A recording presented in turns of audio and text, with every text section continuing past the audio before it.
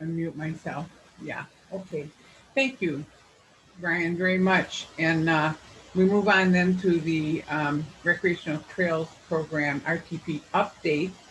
And Randy, do you want to talk to us a bit about that? And then you are also going to talk to us, I think, about the Horse Camp Working Group data collection. Um, American Horse Council launched a working group to address the lack of space for equestrians on campgrounds located on public lands. During the pandemic, many Americans took advantage of the outdoor spaces, and there was a surge in demand, especially from motorists, and crowding riders out of the equestrian designated sites. Stakeholders from the recreation and trails community have been on the front lines of the scarcity and can offer insights. So, Randy, I'm going to turn it over to you first for the recreational trails program update, and then for the horse camp working group data collection. Randy. Great, thank you, Jean. Yeah, the recreational trails program, if folks aren't familiar with that, that flows from the national federal gas tax that all of us pay when we're driving on highways and roads. But there's a portion of that since the early 1990s has been reserved for the recreational trails program, because that's the portion, or at least what we believed at the time was the portion of the money that was used for off paved highways for recreational purposes, be it off-highway vehicles as we know them, be it you and I taking our trailers on dirt roads, forest roads, or other things. That portion of the gas tax that wasn't being used, for its intended purpose was circulated back to trails, and every state is able to share in that RTP money every year, and that's distributed by either state parks or your state Department of Natural Resources or some state entity for the RTP funds, available for motorized and non-motorized trail projects alike. It's been a huge funding source in many, if not most states, for trail construction, trail maintenance, and types of things like that.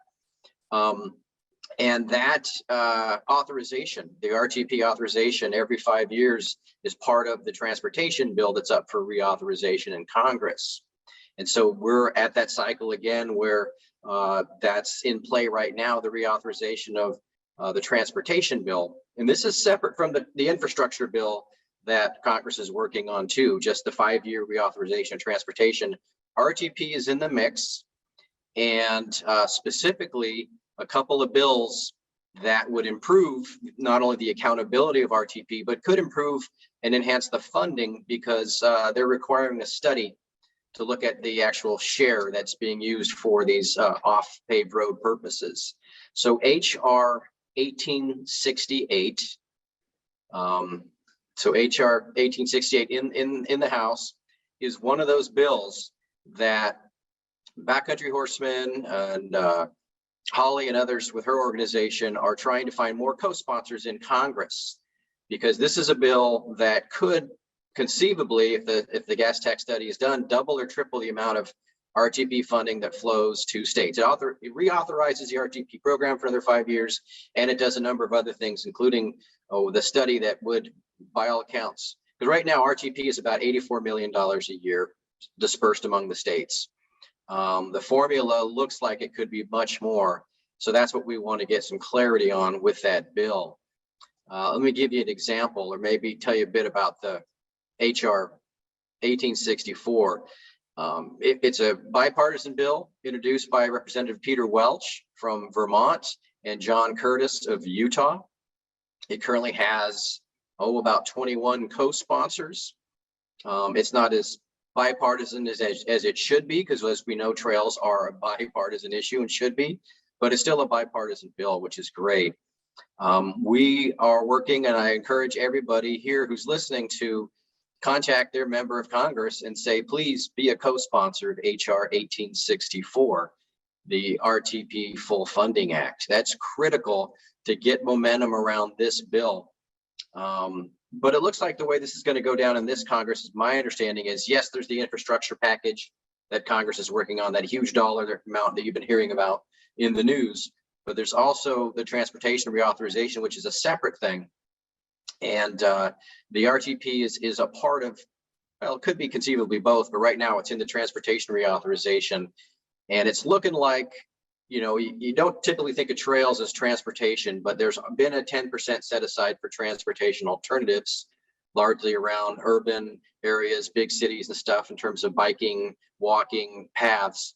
But from that 10% of transportation alternatives, that's where the RTP money comes from as well. So the bigger the pool there, the bigger for trails in your backyard or on your public lands.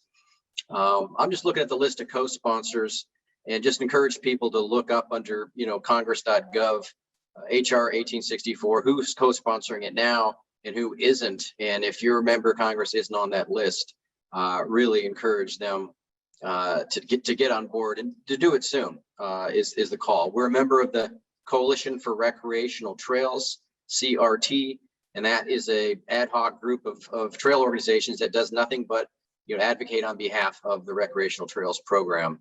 And it's making good progress. Holly, did I miss anything on that? Anything to add?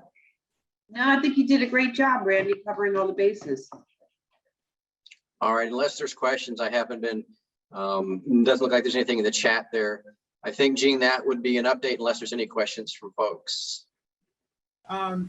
Did you want to talk about the horse camp working group data in any more detail? Yeah, the data update. Sure. Very briefly, we had a specific call on this from the this committee here a little over a month ago, I think. And we did share some data that Backcountry Horsemen of Oregon volunteers have put together basically an online poll across the nation and brought in lots of data to confirm what Gene had said earlier to Brenda, that, you know, this issue of horse camps occupied by people without stock is enormous. It's across the country. It's been exacerbated by COVID and people getting outdoors, which is a good thing. But when they run out of campsites for regular families, when they're taking over horse camps, taking over corrals, or even causing conflicts by being right next to one and then having, being noisy, or kids that are jumping in the corrals and without authorization, trying to play with the horses, there's lots of potential for hazards. So Brenda mentioned this, which is great.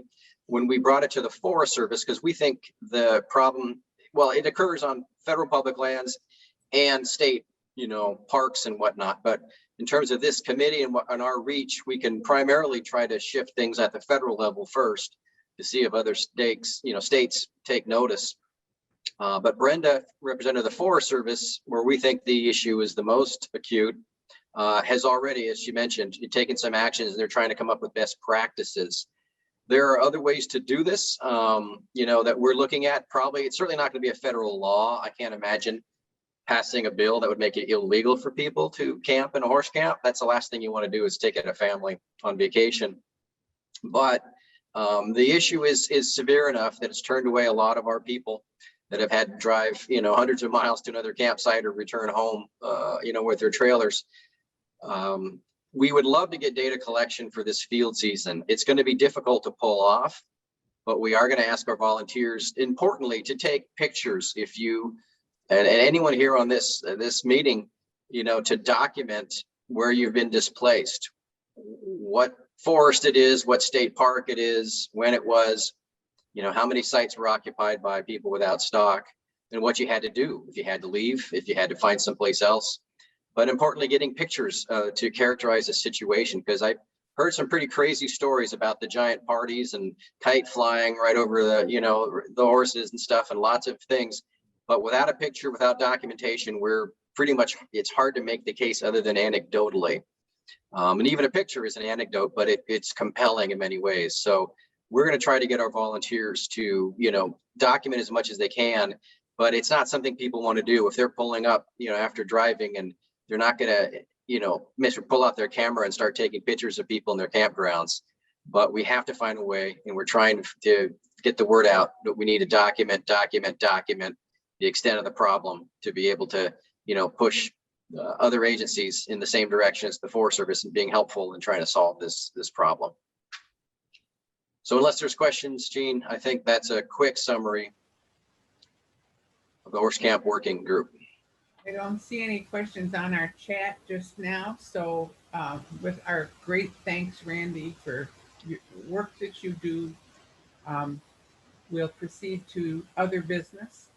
I think, Brian, that you mentioned that you might have something to bring to us in other business. I do. So just for more background for everyone, these trails bills tend to be very niche, and Randy's discussion of the RTP Act is an example of that. It's a bill and a coalition built around a specific goal for funding the Recreation Trails program. What we look for at the end of the year usually is some sort of a recreation or lands package where Congress bundles all these disparate bills into a single package and move them through both chambers. As you've probably learned by now, trails legislation is very bipartisan, so it's pretty easy to rally around these. Last week, we did have another trails bill pop up that could be familiar to most of the people in the audience, and it's called the Modernizing Access for Public Lands Act, HR 3113.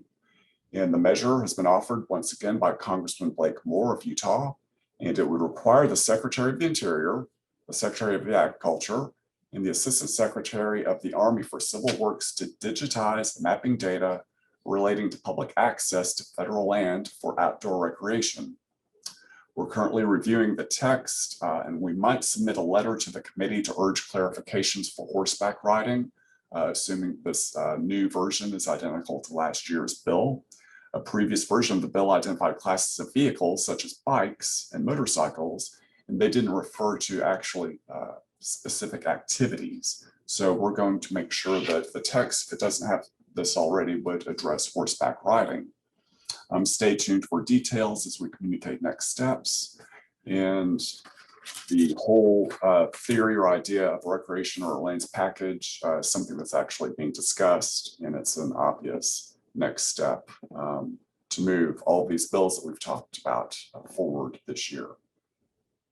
So there you have the MapLand Act. We could be sending a grassroots alert with a shopping list of bills for you to contract your lawmakers on for support.